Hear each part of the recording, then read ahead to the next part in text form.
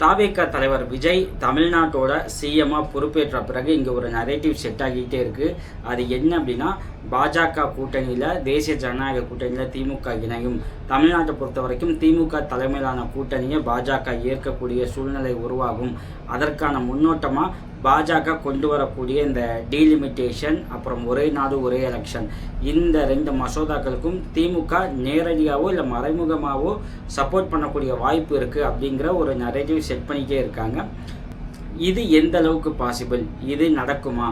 ஏன்னா இப்போ கடந்த அசம்பிளி எலெக்ஷனில் கூட அந்த பீரியடில் கூட டீலிமிட்டேஷனை கடுமையாக டிஎம்கே அப்போஸ் பண்ணாங்க. ஒரு மாநில சுயாட்சியை பேசக்கூடிய ஒரு கட்சி டீலிமிட்டேஷனை எப்படி அக்செப்ட் பண்ணுவாங்க? இது அவங்களோட அரசியல் எதிர்காலத்துக்கே ஒரு கேள்விக்குறியாக உருவாகக்கூடிய வாய்ப்பு அதிகமாக இருக்குது. ஸோ அந்த மாதிரியான சூழ்நிலையில் திமுக என்ன மாதிரி ஸ்டாண்ட் எடுக்கும்?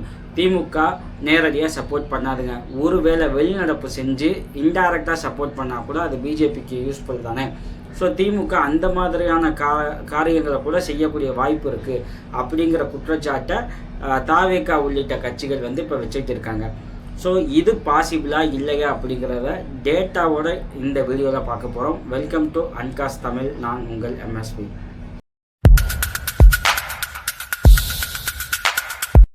பொதுவாக ஒரு மசோதா பாஸ் ஆகணும் அப்படின்னா மெஜாரிட்டி இருந்தாலே போதும். ஆனால் அரசியல் அமைப்பில் மாற்றம் செய்யக்கூடிய ஒரு மசோதா சட்டம் அப்படின்னா உங்களுக்கு வெறும் மெஜாரிட்டி கிடையாது, 2/3 மெஜாரிட்டி அவசியம். அப்படி மக்களவை மாநிலங்களவை இந்த 2 இடத்துலையும் பாஸ் ஆன ஒரு பில்லை எப்போ பிரசிடெண்ட் ஓகே பண்ணுறாங்களோ அப்போ அது சட்டமாக மாறும். இப்போது இது 2லையுமே பாஸ் ஆகுமா? ஏன்னா இந்த மழைக்கால கூட்டத்தொடர் அதில் ஒன் நேஷன் ஒன் எலெக்ஷனும் டீலிமிட்டேஷனும் பிஜேபி திரும்ப கொண்டு வர வாய்ப்பு அதிகம் இருக்குது. ஏன்னா லாஸ்ட் டைம் கொண்டு வந்தப்போ அது ஃபெயில் ஆகிடுச்சு. டிஎம்கே உள்ளிட்ட கட்சிகள் அதை கம்ப்ளீட்டாக அப்போஸ் பண்ணாங்க.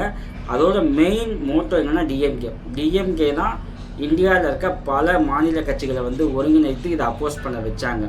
ஸோ அப்போ டிஎம்கேவோட ஸ்டாண்டு இந்த முறை என்னவாக இருக்கும் அப்படிங்கிற கேள்வி இருக்குது. அதுக்கு நாம் சில விஷயங்களை பார்க்க வேண்டியது இருக்குது. அதை தான் இந்த வீடியோவில் பார்க்க போகிறோம்.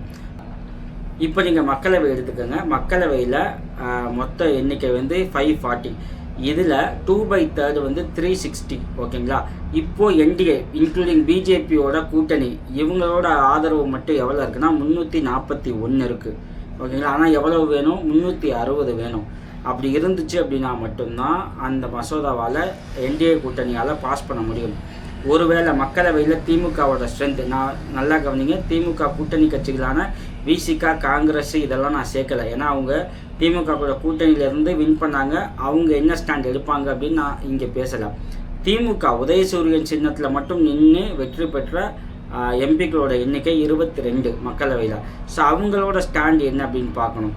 ஒருவேளை அவங்க பாஜகவுக்கு ஆதரவு கொடுத்தால் 341 இருக்குன்னு சொன்ன பார்த்தீங்களா, ஏற்கனவே என்டிஏக்கு அதோட இந்த 22 சேருங்க, 343 363 ஆகிடும். நமக்கு 2/3 எவ்வளோ? 360. ஸோ டெஃபினட்டாக திமுக சப்போர்ட் பண்ணிச்சு அப்படின்னா இந்த பில் பாஸ் ஆகும். எங்கள் மக்களவையில் பாஸ் ஆகும். ஆனால் திமுக அப்படி சப்போர்ட் பண்ண வாய்ப்புகள் மிக மிக குறைவு. ஏன்னா அது அவங்களோட அரசியல் எதிர்காலத்தையே பாதிக்கும். ஒருவேளை நான் சப்போர்ட் பண்ணல, வெளிநடப்பு செய்கிறேன் அப்படிங்கிற ஒரு ஸ்டாண்ட் எடுத்தாங்க அப்படின்னா என்ன ஆகும்? அப்படி வெளிநடப்பு செஞ்சாங்க அப்படின்னா இப்போ மொத்த எண்ணிக்கை 540 518 மாறும். 518 நீங்கள் 2/3 எடுத்தீங்க அப்படின்னா 345. அப்பையும் பாஜகவுக்கு எம்பிக்கள் அந்த ரீச் மெஜாரிட்டி கிடைக்கல. ஏன்னா என்டிஏ கூட்டணி எம்பிக்கள் 341 தான். திமுக வெளிநடப்பு செஞ்சதுக்கு அப்புறமும் உங்களுக்கு 345 வேணும். ஆனால் என்டிஏக்கு எவ்வளோ இருக்குது? 341 இருக்குது. ஸோ 4 கம்மியாக இருக்குது.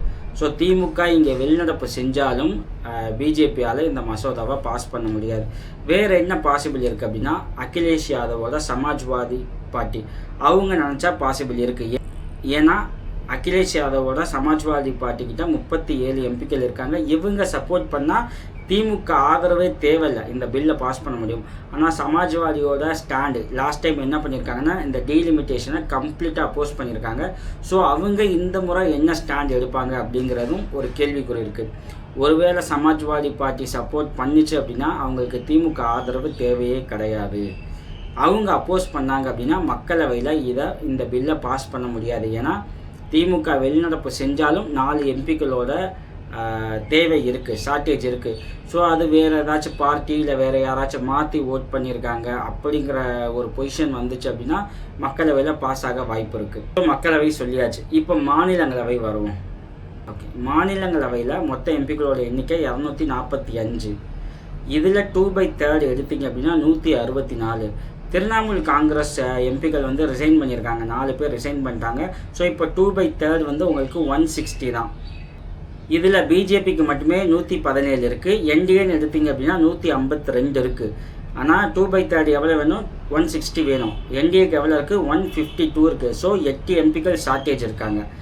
இங்கே திமுகவோட ஸ்ட்ரென்த் எவ்வளோ? மாநிலங்களவையில் திமுகவோட ஸ்ட்ரென்த் 8 எம்பிக்கள். இப்போ திமுக சப்போர்ட் பண்ணிச்சு அப்படின்னா இந்த பில் மாநிலங்களவையில் பாஸ் ஆகும். ஆனால் திமுக சப்போர்ட் பண்ணுமா? டவுட். ஒருவேளை வெளிநடப்பு செஞ்சால் என்ன ஆகும் அப்படிங்கிறத பார்க்கணும். ஸோ திமுக வெளிநடப்பு செஞ்சிச்சு அப்படின்னா 245 அப்படிங்கிற எண்ணிக்கை 233 குறையும். மொத்த எம்பிக்களோட எண்ணிக்கை 233 குறையும். இப்போ இந்த 233ல் 2/3 வந்து 155.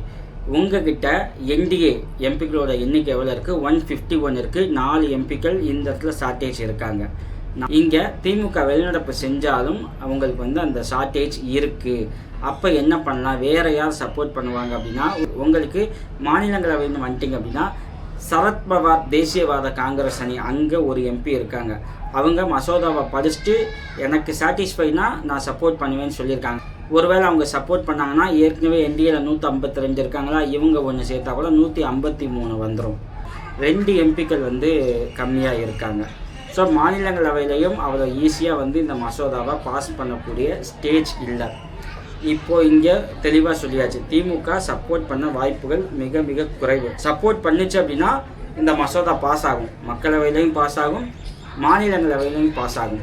ஒருவேளை நான் இன்டைரக்டாக நான் வந்து சப்போர்ட் பண்ணுறேன் அப்படிங்கிற கான்செப்டில், அதாவது எதிர்கட்சிகள் வைக்கக்கூடிய குற்றச்சாட்டின் அடிப்படையில் திமுக வெளிநடப்பு செஞ்சிச்சு அப்படின்னா 2 அவையிலையுமே பில் பாஸ் ஆகக்கூடிய வாய்ப்பு இல்லை.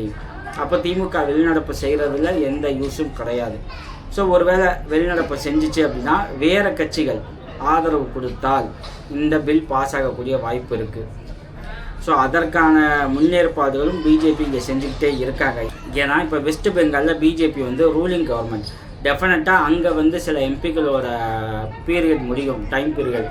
அப்போ என்ன பண்ணுவாங்க, அங்கே ரீஎலெக்ஷன் வரும்போது மாநிலங்களவையில் பாஜகவோட எண்ணிக்கை அதிகமாகக்கூடிய வாய்ப்பு இருக்குது. அப்போது அந்த மாதிரியான சூழலில் மாநிலங்களவையில் ஒரு மசோதாவை என்டிஏவால் ஈஸியாக பாஸ் பண்ண முடியும். தற்சமயம் அதற்கான பாசிபிலிட்டிஸ் மிக மிக குறைவு அப்படிங்கிறது நம்ம இந்த வீடியோவில் பார்க்குறோம். ஸோ இப்படியான ஒரு சுச்சுவேஷனில் பாஜக கூட ஃபேவரான ஒரு மூவ் வந்து திமுக எடுக்குமா அப்படிங்கிறது கேள்விக்குறி. ஏன்னா அப்படி எடுத்தாலுமே பாஜகக்கு இப்போ இந்த 2 மசோதாவையும் பாஸ் பண்ணக்கூடிய வாய்ப்புகள் கம்மி. அவங்க வேறு ஏதாச்சும் தான் பிளான் பண்ணணும். இதை தாண்டி இந்த 2 கட்சிகளுக்கும் வேறு ஏதாச்சும் கணக்குகள் இருக்கா அப்படிங்கிறது நமக்கு தெரியலை. ஆனால் தமிழ்நாட்டை பொறுத்த வரைக்கும் பாஜக எதிர்ப்பு அப்படிங்கிற ஒரு விஷயத்தை திமுக மிக தீவிரமாக பண்ணியிருக்கு. அந்த புள்ளியிலிருந்து திமுக வந்து விலகினால் அது வந்து திமுகவுக்கு மிகப்பெரிய பின்னடைவை ஏற்படுத்தக்கூடும். அப்படி ஒரு பாஜக ஆதரவு ஸ்டாண்ட் எடுத்தீங்க அப்படின்னா இங்கே டிவிகேவை உங்களால் சமாளிக்க முடியாது, யாரால திமுகவால் சமாளிக்க முடியாது. அதிமுகவும் பாலிடிக்ஸ் பண்ண ஆரம்பிக்கும், தாவேக்காவும் பாலிடிக்ஸ் பண்ண ஆரம்பிக்கும். இதை வந்து திமுக எப்படி சமாளிப்பாங்க? ஸோ எனக்கு தெரிஞ்சு அவங்க பிஜேபி ஆதரவான நிலைப்பாடை இப்போதைக்கு எடுக்கக்கூடிய வாய்ப்புகள் கம்மி. ஏன்னா இப்போ ரீசெண்டாக திமுக எம்பிக்கள் கூட திமுக தலைவர் ஸ்டாலின் வந்து ஒரு மீட்டிங் அரேஞ்ச் பண்ணி பேசினாரோ அப்போ கூட என்ன பண்ணாங்க அப்படின்னா மாநில நலன் சார்ந்த விஷயங்களில் தெளிவாக இருங்க, அதுக்காக காங்கிரஸ் கூட சேரணும்னு அவசியம் இல்லை, காங்கிரஸ் கூட சேராமலே நம்ம வந்து மாநில நலன் சார்ந்த விஷயங்களை முன்னெடுக்கணும் அப்படிங்கிற ஒரு அறிவுரையை வந்து திமுக எம்பிக்களுக்கு திமுக தலைவர் ஸ்டாலின் கொடுத்துருக்காரு. ஸோ இப்படியான கூட்டணி வரக்கூடிய வாய்ப்புகள் கம்மி அப்படிங்கிறத நம்ம இந்த வீடியோவில் தெரிஞ்சுக்கலாம். வந்தால் அது பாஜகவுக்கு வேணால் உதவலாமே தவிர திமுகவோட அரசியல் எதிர்காலத்துக்கு அது மிகப்பெரிய கேள்விக்குறியாக மாறும். மீண்டும் வேறொரு வீடியோவில் பேசுவோம். தேங்க்யூ.